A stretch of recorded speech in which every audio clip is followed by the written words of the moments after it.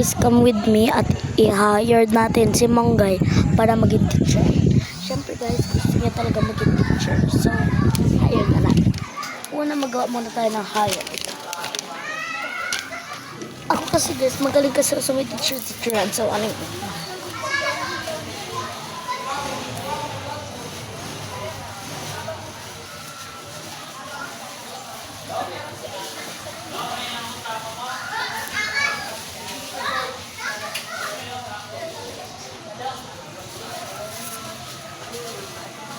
So, okay na ito.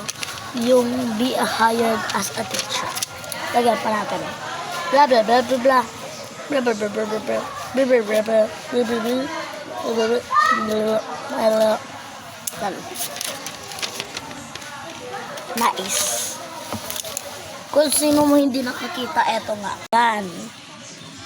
Be hired as a teacher. Blah, blah, blah, blah, blah. Blah, blah, blah, blah, blah.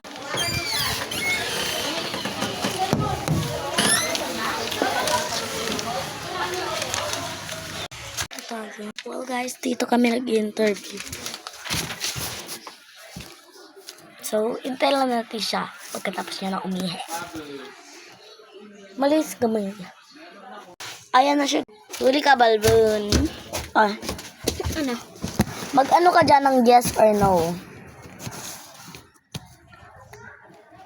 Y na lang pag yes. Ganito kasi isulat yung Y, oh. Kaya nga, alam mo. And naman kung no. Kahit ano? And yes. Y, no.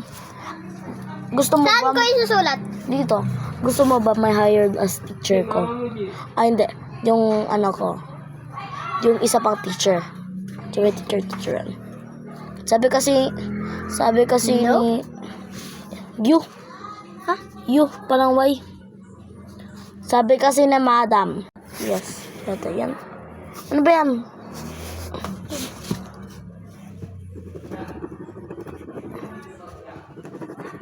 Ay, alin yan? Ha?